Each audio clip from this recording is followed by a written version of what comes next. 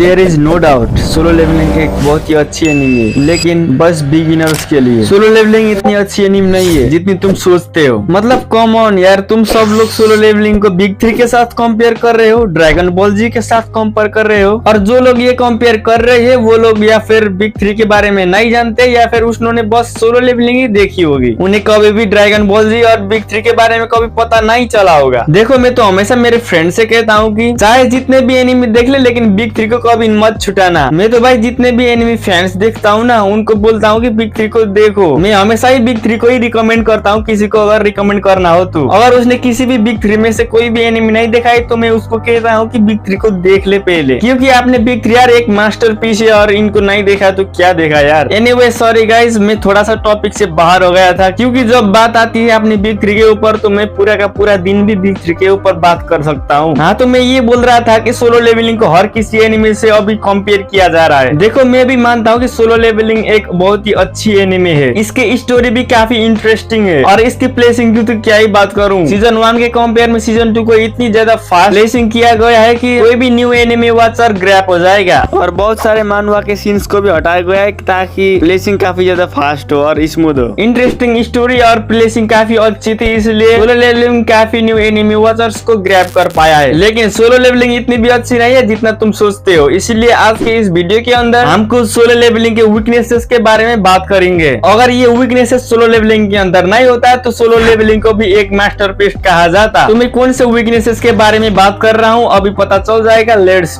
Begin. तो सबसे पहले no importance of side characters. देखो, सोलो लेवलिंग के अंदर काफी ज्यादा साइड कैरेक्टर्स है, लेकिन उनके कोई भी इम्पोर्टेंस नहीं है। देखो, अगर सीजन 1 की बात करी जाए तो थोड़ी बहुत साइड कैरेक्टर्स की इम्पोर्टेंस भी दिख जाती है, लेकिन जब से आपने मेन कैरेक्टर सन जिन-वू ने अपनी शैडो आर्मी को यूज किया है उसके बाद से साइड कैरेक्टर्स की कोई वैल्यू ही नहीं है। साइड कैरेक्टर को इतनी ज्यादा इम्पोर्टेंस दिया ही नहीं गया है, और मेन कैरेक्टर्स को जितनी भी जरूरत की चीज है वो सब उसको सिस्टम से मिल जाती है। अगर उसको सभी के सभी चीजें सिस्टम दे रहा है तो उसको साइड कैरेक्टर्स की क्या जरूरत पड़ेगी। जैसे कि एक सेंसे, सोलो लेवलिंग के अंदर सेंसे की भी काफी जरूरत है, लेकिन अपना मेन कैरेक्टर का सेंसे तो अपना सिस्टम है। यहाँ पर भी एक टीचर के भूमिका को निर्वाह करने के लिए किसी न किसी को एक रखना चाहिए, मतलब एक सेंसे रखना चाहिए, जिससे कि उसकी बॉन्ड अच्छी होगी उस सेंसे के साथ। अगर सन जिन-वू के पास एक टीचर होता तो वो बहुत कुछ सीख जाता उससे भी, और सिस्टम भी उसको सब कुछ सिखा तो रहा है, लेकिन यहाँ पर भी साइड कैरेक्टर की इम्पोर्टेंस नहीं है। अब देखो, जब साइड कैरेक्टर्स की इतनी ज्यादा इम्पोर्टेंस नहीं होती है तो मेन कैरेक्टर को भी कुछ न कुछ इफेक्ट तो करेगा। जैसे कि मेन कैरेक्टर्स की किसी भी साइड कैरेक्टर्स के साथ अच्छी बॉन्ड ही नहीं है सोलो लेवलिंग के अंदर। जैसे कि हमको फ्रेंडशिप की वैल्यू को पता ही नहीं चलेगा, जैसे कि अदर्स एनिमे में दिखाते हैं कि फ्रेंडशिप की वैल्यू क्या होती है, लेकिन सोलो लेवलिंग में फ्रेंड्स की इतनी ज्यादा वैल्यू नहीं होती है, मतलब कि साइड कैरेक्टर्स की इतनी ज्यादा वैल्यू नहीं होती है, तो हमको कभी सोलो लेवलिंग से ये पता ही नहीं चलेगा कि फ्रेंडशिप की वैल्यू क्या होती है। सोलो लेवलिंग में बस ओरा फार्मिंग करते जाओ।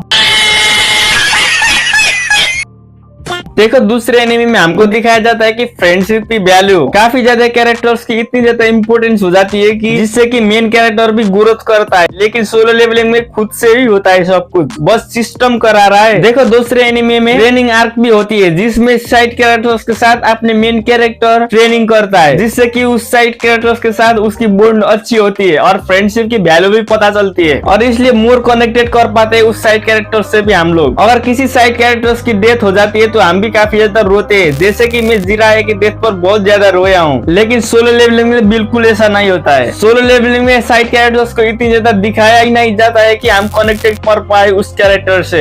अगर दूसरे एनिमे की बात करी जाए तो साइड कैरेक्टर्स के पास हम काफी ज्यादा रिलेटेड और कनेक्टेड होते हैं, लेकिन सोलो लेवलिंग में इतनी ज्यादा उस फ्रेंडशिप की वैल्यू को दिखाया नहीं गया है, उस साइड कैरेक्टर्स की नहीं दिखाया है, मतलब इम्पोर्टेंस नहीं दिखाया गया है साइड कैरेक्टर्स की, और इसी पॉइंट से दूसरे पॉइंट भी कनेक्टेड है, काइंड ऑफ इफेक्ट करता है उस पॉइंट को भी, जो कि है कैरेक्टर डेवलपमेंट। देखो, सोलो लेवलिंग में अगर मेन कैरेक्टर की ही कैरेक्टर डेवलपमेंट इतनी अच्छे से नहीं हुई है तो क्या साइड कैरेक्टर्स की एक्सपेक्ट करोगे। देखो, मेन कैरेक्टर की थोड़ी बहुत डेवलपमेंट तो हुई, लेकिन इतनी ज्यादा नहीं हुई है, बस उसे एक सिस्टम मिल जाती है और उससे पावर अप होता ही जाता है, और तुम साइड कैरेक्टर्स की तो क्या ही बात करोगे, किसी के भी डेवलपमेंट पे कभी भी फोकस किया ही नहीं गया है। देखो, अपने मेन कैरेक्टर को किसी भी प्रकार के ट्रोमा नहीं हुआ है, जैसे कि मेंटल ट्रोमा, जिससे कि अपने मेन कैरेक्टर कैरेक्टर में थोड़ी बहुत चेंजेस आती है और उसकी मेंटली थिंकिंग और बहुत सारी चीज चेंज भी हो जाती है। ये हमने दूसरे एनिमे में देखा है, लेकिन सोलो लेवलिंग के अंदर ये चीज भी मिसिंग है। उसे कभी भी फिजिकली या फिर मेंटली ट्रोमा कभी भी हुआ ही नहीं है। मेंटल ट्रोमा जैसे चीज से कैरेक्टर काफी ज्यादा डेवलपमेंट हो जाती है दूसरे एनिमे में, लेकिन यहाँ पर कम ही है। यहाँ पर डेवलपमेंट तो हुए लेकिन ओरा डेवलपमेंट देखो, बहुत सारे लोगों को ये लग रहा होगा कि मानवा के अंदर बहुत आगे जाकर होगा कैरेक्टर डेवलपमेंट, लेकिन भाई मेरे फ्रेंड ने पूरी की पूरी मानवा को चाट कर बैठा है और वो बताता है कि कैरेक्टर डेवलपमेंट नहीं होती है, लेकिन उसकी ओरा डेवलपमेंट जरूर होती है। सोलो लेवलिंग पूरी की पूरी मानवा पर ओरा फार्मिंग बहुत ज्यादा डेवलपमेंट हुई है। यही बोलता है मेरा फ्रेंड। देखो मैंने तो मानवा को पूरी की पूरी रीड नहीं किया है, लेकिन फिर भी जिन लोगों ने रीड किया है उनसे जाकर पूछना कि कैरेक्टर डेवलपमेंट कितनी हुई है सोलो लेवलिंग में, या फिर तुमने भी पूरी की पूरी मानवा को चाट लिया होगा। तुम खुद बता देना कमेंट सेक्शन में अगर तुम्हें कुछ पता है तो। बाकी ये सब तो मेरे ओपिनियंस थे, तुम्हारे क्या ओपिनियन से कमेंट कर सकते हो। सोलो लेवलिंग के अंदर और भी काफी ज्यादा चीजें मिसिंग है, लेकिन आज के इस वीडियो के अंदर बस इतना ही। देखो सोलो लेवलिंग को मेरी तरफ से कोई भी हेट नहीं है, इवन मुझे भी सोलो लेवलिंग काफी अच्छी लगती है। मैं बस अपना ओपिनियन बता रहा था सोलो लेवलिंग के ऊपर कि मुझे सोलो लेवलिंग कैसा लगा और सोलो लेवलिंग में क्या क्या वीकनेसेस है इसके बारे में थोड़ा सा एनालाइज किया, तो मैंने भी कुछ वीकनेसेस देखे तो तुम लोगों को बता दिया,